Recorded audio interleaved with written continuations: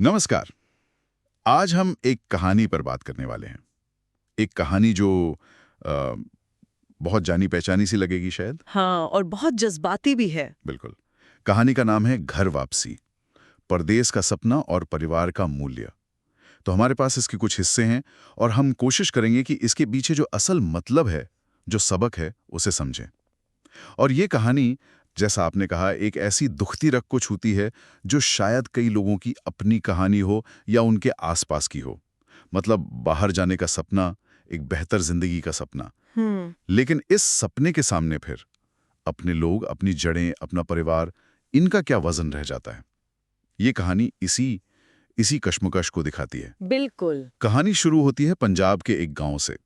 एक आम सा पारंपरिक माहौल, हाँ, जिंदगी अपनी रफ्तार से चल रही है। और वहीं एक परिवार है जिसने एक बहुत बड़ा, मतलब बहुत ही बड़ा दांव खेला है।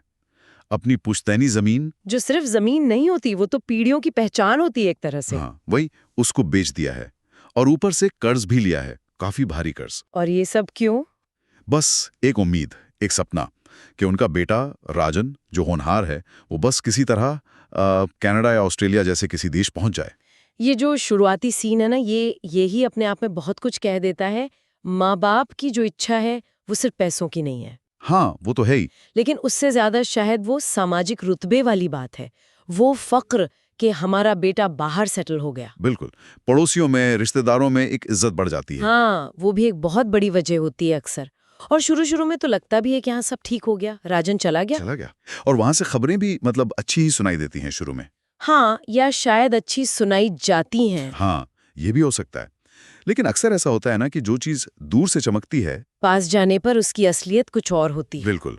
तो सवाल यही है कि क्या ये परदेश का सपना उतना ही सुनहरा है जितना दिखाया जा रहा है, या इसकी कीमत कहीं रिश्तों और मन की शांति से तो नहीं चुकाई जा रही। हम्म, गहरा सवाल है। चलिए इसी सवाल के साथ कहानी में थोड़ा और उतरते हैं।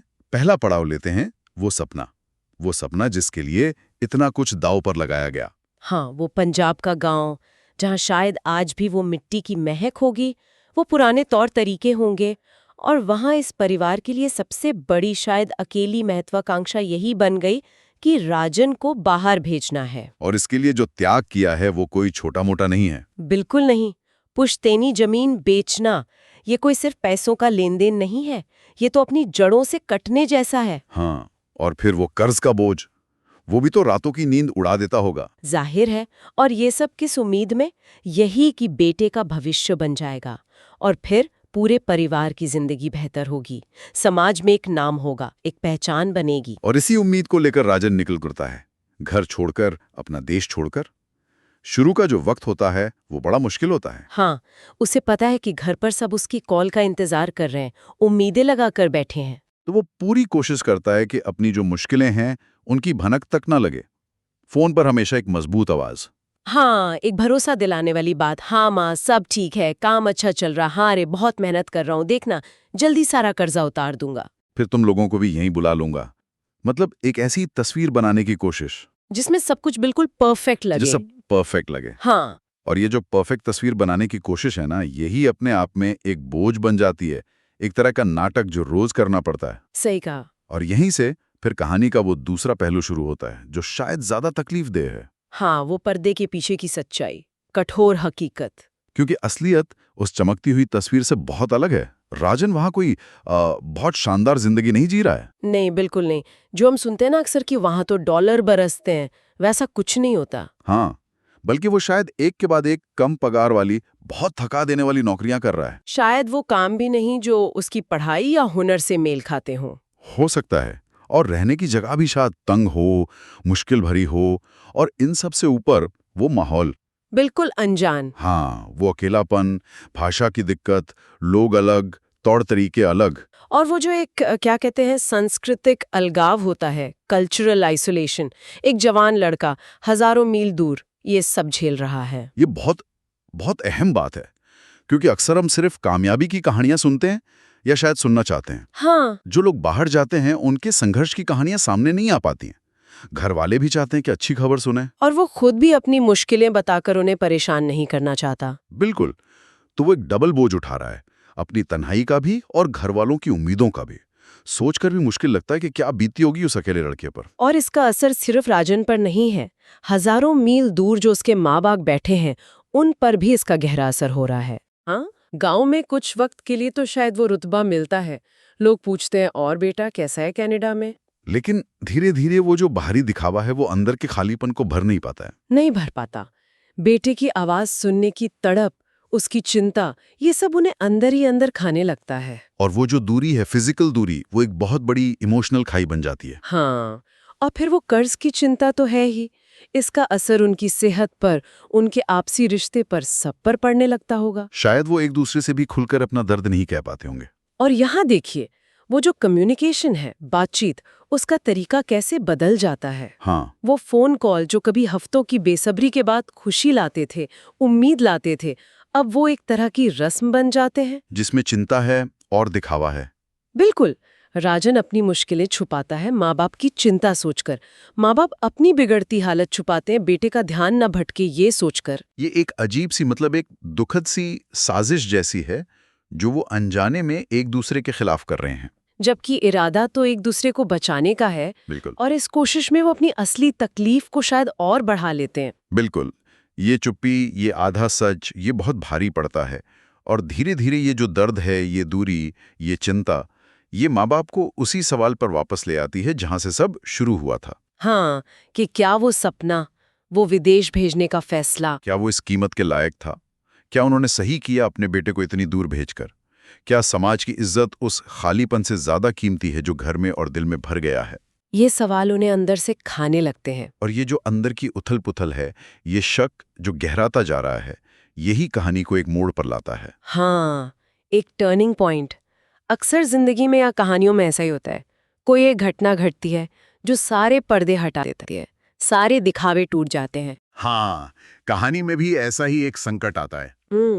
अब वो संकट कैसा भी हो सकता है राजन वहाँ विदेश में किसी बड़ी फाइनेंशियल या लीगल मुश्किल में फंस जाएं। हाँ, जहाँ उसे घर से मदद मांगनी पड़े और सच बताना पड़े। या फिर घर पे ही माँ या बाप में से किसी की तबीयत बहुत ज्यादा बिगड़ जाए कि अब छुपाना नामुमकिन हो जाए। कुछ ऐसा होता है जो उस चुप्पी के बांध को तोड़ देता है, और सच सामने आ जाता है। और यही संकट, चाहे वो कितना भी दुखदाई क्यों ना हो, राजन के लिए एक वेकअप कॉल जैसा बन जाता है।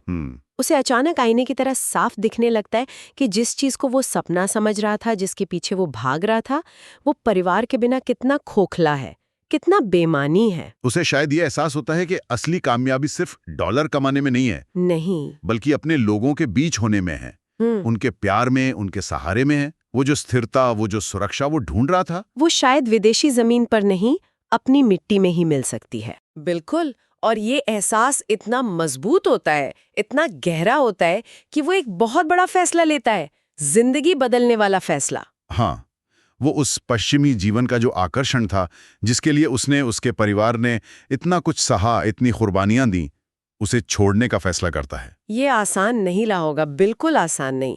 इतने सालों की मेहनत, घर वालों की उम्मीदें, अपना वक्त, सब कुछ छोड़कर वापस जाना हिम्मत का काम है। बहुत हिम्मत का।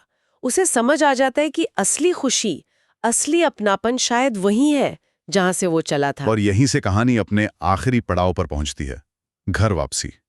और उसके बाद क्या होता है? हाँ, राजन वापस लौट आता है अपने गांव, लेकिन ये वापसी कोई फूलों की सेज नहीं होती। नहीं, मुश्किल होती है ये वापसी भी। शुरू में एक झिझक है, एक शर्मिंदगी सी है। हाँ, क्योंकि समाज या कम से कम गांव के कुछ लोग वो उसकी वापसी को उसकी मर्जी नहीं मानते। उनकी नजरों में तो वो फेल होकर आया है, उस दौड़ में हार गया, जिस दौड़ में शायद उन्होंने भी अपने बच्चों को भेजने का सपना देखा होगा। ये जो सामाजिक दबाव है, ये भी एक हकीकत है जिसका सामना उससे और उसके परिवार को करना पड़ता है। बिल्कुल, ये नजरिया भी कहानी की सच्चाई का एक हिस्सा है। हर कोई आपकी वापसी को आपकी जीत नहीं समझता, लेकिन कहानी का जो अंत है वो किसी मेलोड्रामा जैसा नहीं है। नहीं, वो ज्यादा यथार्थवादी है, ज्यादा दिल को छूने वाला है। हाँ, राजन और उसका परिवार आखिरकार अपनी जो असलियत है, जो उनकी मौजूदा हालत है, उसे पूरी ईमानदारी से मान लेते हैं, स्वीकार कर लेते हैं। अब कोई झूठ नहीं, कोई दिखावा नहीं, कोई कड़वाहट भी नहीं, बस एक खामोश स्वीकृति है कि हाँ, ये हमारी सच्चाई है अब। और इसी स्वीकृति से, इसी एक्सेप्टेंस से आगे का रास्ता खुलता है। वो हार मानकर बैठ नहीं जाते। नहीं, बल्कि वो मिलकर एक नया फैसला लेते हैं कि वो यहीं रहेंगे, अपनी मिट्टी में, अपने लोगों के बीच, और यहीं अपनी जिंदगी को दोबारा संवारेंगे। ये हार मानना नहीं है, ये एक नई शुरुआत है, एक ज्यादा जमीनी हकीकत पर आधारित शुरुआत। बिल्कुल।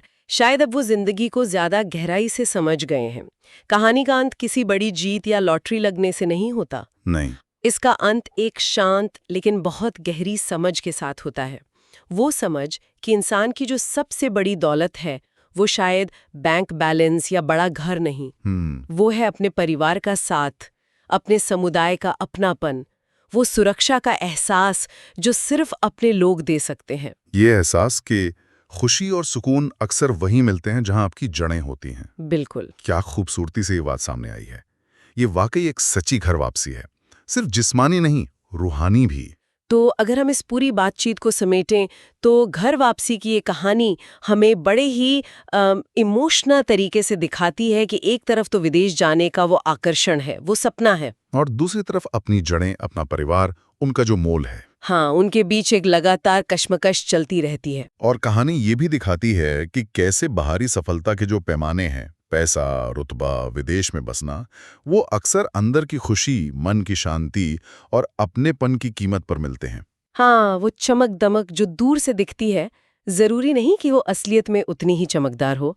कई बार वो बस अंदर के खालीपन को छुपाने वाला एक खोल होती है। सही कहा। और कहानी का जो सबसे जरूरी संदेश है, जो सार है, वो शायद यही है कि सच्ची खुशी, अपनेपन का वो एहसास और वो जो सुरक्षा की भावना है, ये सब अक्सर हमें अपनी जड़ों में ही मिलता है, अपने परिवार, अपने समाज के बीच। किसी अनजान देश की भागदौड़ शायद ये चीजें नहीं दे सकती। हाँ, शायद नहीं। ये कहानी वाकई हमें कई सवाल सोचने पे मजबूर करती है, जैसे कि हमारा समाज सफलता को देखता कैसे है।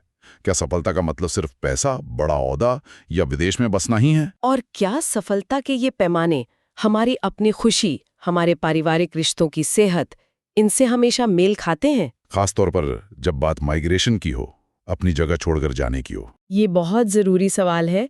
और इसी से जुड़ा एक और गहरा ख्याल आता है मन में कि घर का असल मतलब क्या है। क्या ये सिर्फ 4 दीवारें और एक छत है, या ये उन रिश्तों का नाम है, उन यादों का, उस अपनेपन के एहसास का नाम है जो किसी जगह से जुड़ जाता है? बिल्कुल।